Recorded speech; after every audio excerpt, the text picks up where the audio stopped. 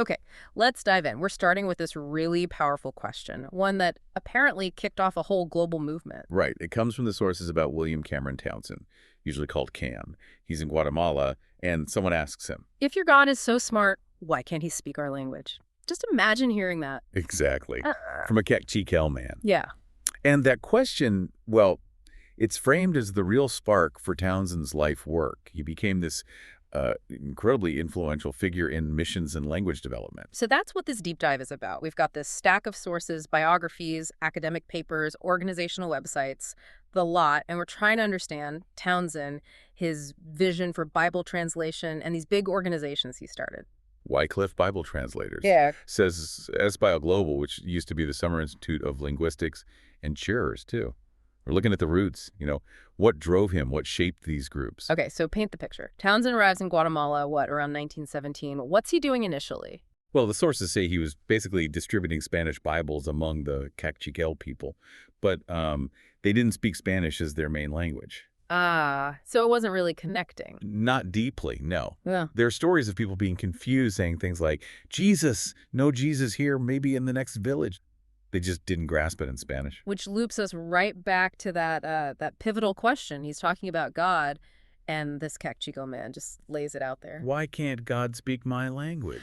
Yeah. The accounts say Townsend was, well, floored. He didn't have an answer right then. But it stuck with him. Oh, absolutely. It ignited this really deep conviction in him that God's word had to be available for everyone. Not just some people, but everyone, in the language they truly understood, their heart language. The language you actually think and feel in. Why is that so critical? The sources had a good way of putting it, didn't they? They did, yeah. It's like trying to grasp something profound in a second language is like trying to eat soup with a fork. Ha. Okay, I get that. You get bits, maybe, but not the real substance. Exactly. You can't really be nourished by it in the same way. It doesn't hit you deep down. So this conviction, it wasn't just a nice idea. He actually did something huge about it. He really did. He decided, right then, basically, to commit himself to learning Cachiquel, which was complex, unwritten, developing an alphabet for it, and then translating the New Testament. That became his laser focus. Wow. And that's not a weekend project. No way. We're talking nearly 10 years of his life, just for that one language.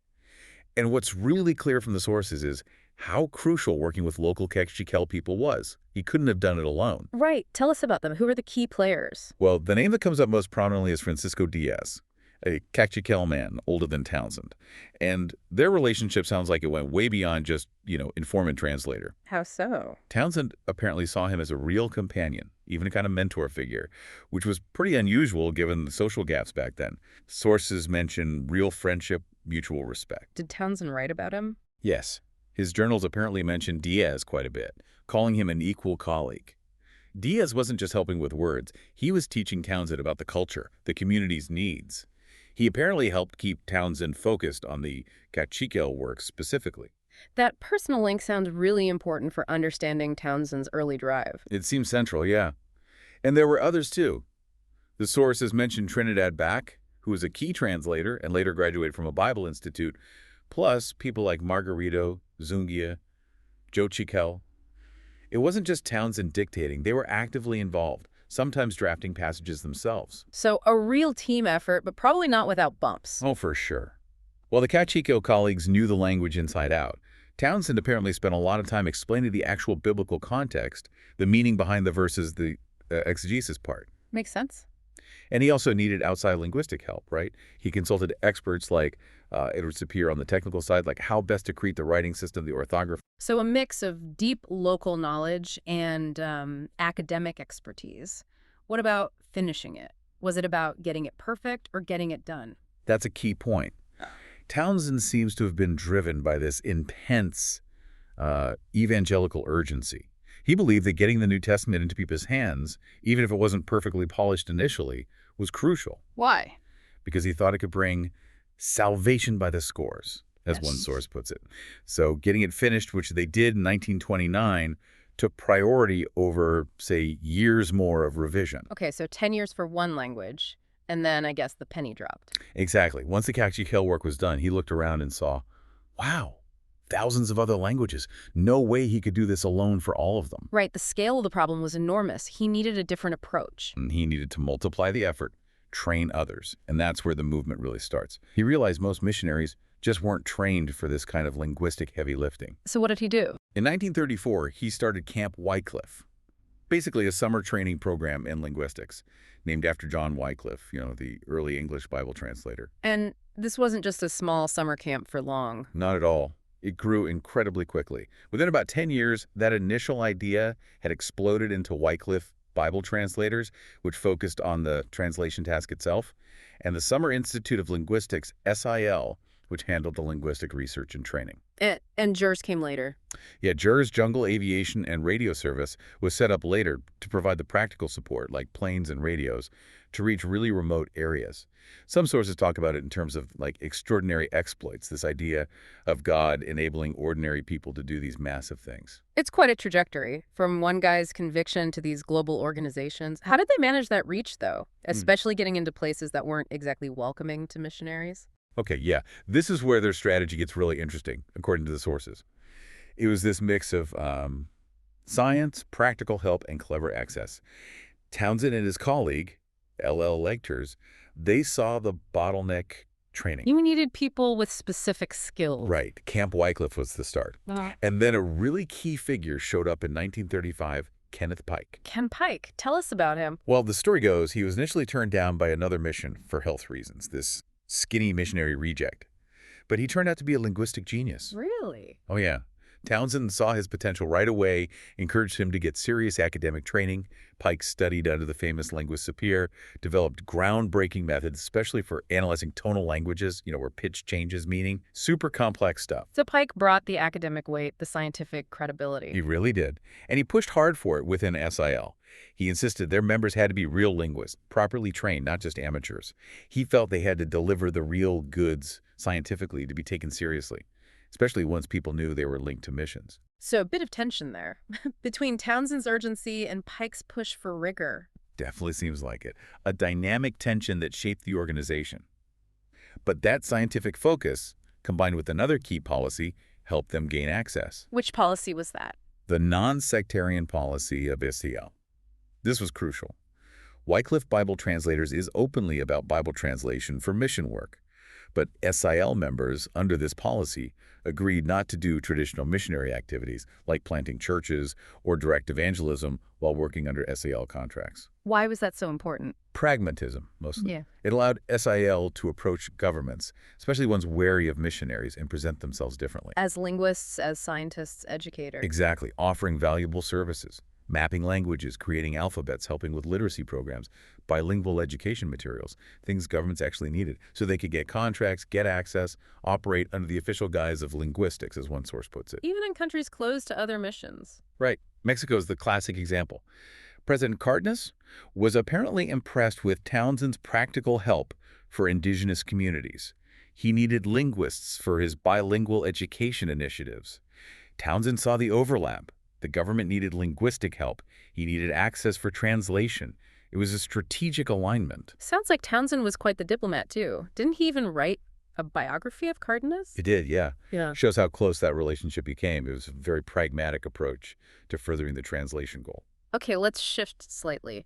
What about Townsend's views on the role of the local people themselves, the nationals in all this? The sources suggest it wasn't straightforward. No, it's complex and definitely needs to be seen in the context of his time.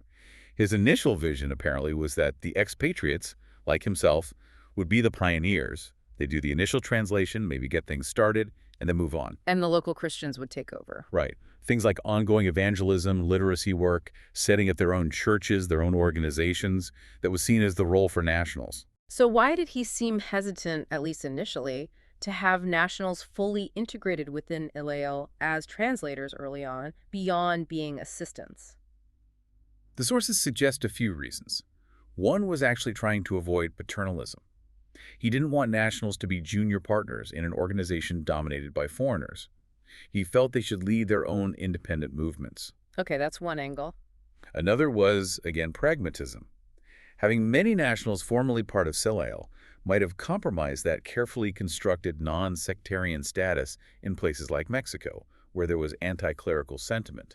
It could have risked their access. So it wasn't necessarily that he thought they couldn't do the work? It seems more layered than that. The sources do mention him observing the need for more linguistic and biblical training for nationals to really take the lead independently based on his early experiences. And there were some other observations noted. Yes, neutrally reported, there are mentions of his frustration with what he saw as a lack of mechanical skill among some Indian colleagues, again, reflecting common biases of that era. So it's this mix, a curious mixture, as one source called it. Yeah, that sums it up well.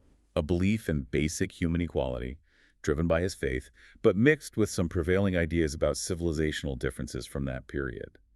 The sources generally argue, though, that his primary motives were religious and humanitarian. And that close friendship with Francisco Diaz we talked about. That's often brought up as evidence that his personal relationships could cut through some of those broader societal views. It moderated potential feelings of superiority. So when he aligned with movements like indigenismo in Mexico, aiming to uplift indigenous groups, His goal, framed by his mission, was to use Christianity and education as tools for that uplift, aiming for their eventual integration into national life as equals. It was intertwined with his translation goals. okay, we've covered the start, the growth, the methods, the complexities. Let's get to the core. What was the absolute bedrock driving Townsend? Fundamentally, it was his evangelical faith, his commitment to world evangelization. Sources connect this back to his early involvement with things like the student volunteer movement, influenced by figures like John R. Mott. And you mentioned a specific theology earlier that really fueled the urgency. Right. Premillennial dispensationalism. This theological view, popular in those circles, influenced by things like the Scofield Reference Bible, basically taught that Jesus would return after the gospel had reached all nations. So translating the Bible for every language group wasn't just important, it was cosmically urgent. Exactly. It wasn't just about individual salvation. It was seen as potentially speeding up the end times, fulfilling the conditions for Christ's return. That adds a whole different level of intensity, doesn't it? It really does. Any other influences? Yeah, sources also point to Keswick, teaching this emphasis on total dependence on God, let go and let God. It created this interesting dynamic, this paradox almost, between the very rational scientific approach of linguistics and this deep heart-level reliance on the supernatural. Head and heart working together, or maybe intention sometimes. Right. And central to it all was the Bible itself, Biblicism, the belief that the Bible is the ultimate truth. And that if you just get it into someone's hands in their language. And they can read it, it will do its work. That's linked to the idea of the perspicuity of Scripture, that the Bible's core message is clear enough for an ordinary person to understand directly, especially in their own language. It reflects the kind of populist approach common in American evangelicalism, drawing on ideas like common sense realism. So literacy plus the translated Bible was seen as incredibly potent. Definitely. Which brings us back full circle to that tension between urgency and quality, doesn't it? It does. Yeah. The drive to finish the task, to get something into every language. Meant that sometimes getting a functional translation out quickly was prioritized over maybe achieving the highest literary standard on the first try or delaying for extensive revisions. The ultimate goal, the spiritual impact, was paramount. It's just fascinating how much complexity and drive stem from that one question back in Guatemala. Okay, let's try to wrap up this deep dive. Sure, what we see in Townsend, based on these sources, is someone absolutely gripped by this core idea: God needs to speak everyone's language. And that drove him to innovate, constantly creating new organizations, new strategies. Combining science, service, diplomacy. Right, to tackle these huge linguistic and cultural barriers, Yeah. all while navigating the social currents and theological debates of his time. And dealing with those inherent tensions. Empathy versus cultural biases, urgency versus scholarly standards, the vision for national leadership versus the pragmatic needs of the organization. Yeah, all of that. But the scale of the legacy is just immense from that single decade-long effort for CACG Health. 2 organizations now working in thousands of languages worldwide. It's quite something. It really is. So, reflecting on all this from the sources, maybe the final thought for you listening is, what does it really take today to communicate meaningfully in someone's heart language? Beyond just the words, how do we engage across cultures respectfully, effectively, learning perhaps from both the successes and the complex tensions in Townsend's own story and legacy? Something to think about.